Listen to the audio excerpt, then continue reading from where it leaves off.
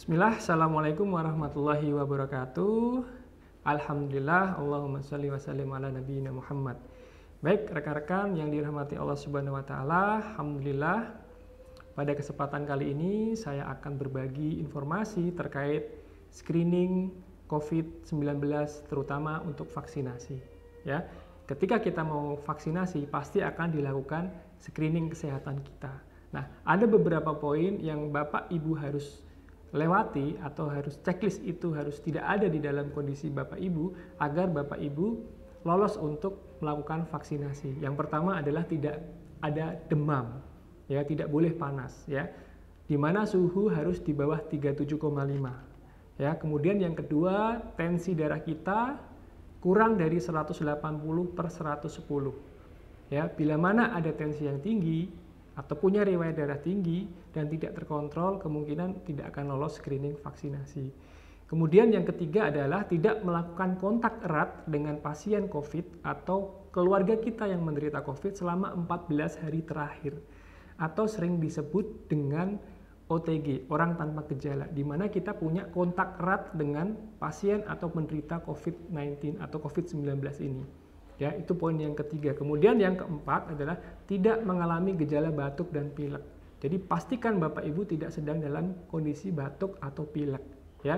Karena bisa jadi kondisi batuk pilek itu proses awal dari perjalanan COVID-19, ya. Kemudian berikutnya yang kelima adalah khususnya penyintas COVID-19, ya.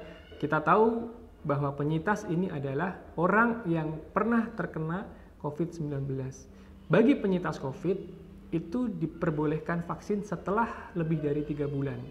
Ya, mudah-mudahan aturan ini belum direvisi. Yang saya tahu terakhir adalah tetap lebih dari 3 bulan baru boleh melakukan vaksinasi. Kemudian, sedang tidak hamil. Ya, walaupun pada peraturan atau aturan yang dikeluarkan oleh Persatuan Dokter Opsin seluruh Indonesia, ibu hamil diperbolehkan melakukan vaksinasi, tapi dengan kriteria, beberapa kriteria yang mungkin akan saya sharing di konten yang lain, ya. Vaksinasi untuk ibu hamil. Kemudian yang berikutnya adalah tidak mempunyai penyakit jantung, ginjal, tidak sedang melakukan cuci darah, tidak mempunyai penyakit liver, ya, dan tidak mempunyai penyakit kanker atau kanker, ya. Kemudian yang berikutnya adalah tidak sedang dalam pengobatan pembekuan darah, sistem imun, atau tidak sedang melakukan transfusi darah. Ketika kita sudah melakukan transfusi darah, biasanya, ya, diperbolehkan untuk melakukan vaksinasi itu 3-7 hari. Ya, baru setelah transfusi baru jeda 3-7 hari baru lakukanlah transfusi darah setelah vaksinasi. Kemudian dalam kondisi terkontrol tetap boleh dilakukan vaksinasi, contohnya adalah penyakit-penyakit epilepsi, ya, kemudian PPOK, penyakit paru yang berat tapi dalam keadaan terkontrol, ya. Diabetes boleh dilakukan vaksinasi dalam kondisi terkontrol, ya. Kemudian HIV juga harus dalam kondisi terkontrol, ya. Tapi untuk 4 penyakit ini, ya, tetap akan nanti diputuskan oleh petugas saat melakukan screening vaksinasi di lokasi, ya.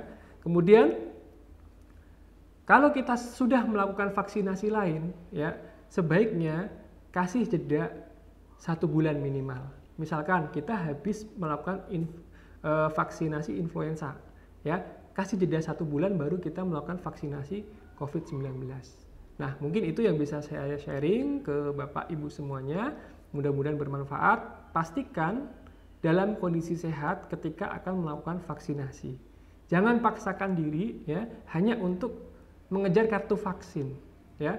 Karena nanti akan berakibat yang mungkin tidak kita inginkan atau yang sering kita sebut KIPV atau kejadian, ya, kejadian ikutan pasca vaksinasi yang itu bisa berlangsung saat kita vaksin, ya, sampai 28 hari itu dilaporkan bila mana ada gejala-gejala tertentu.